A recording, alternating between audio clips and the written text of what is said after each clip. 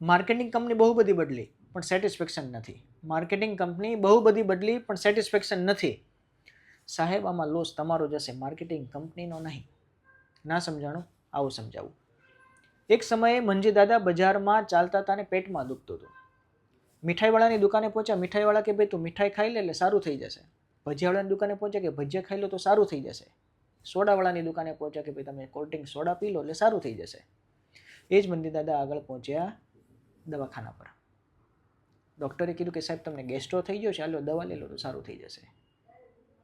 બિઝનેસમાં પણ સેમ આવું જ થાય છે.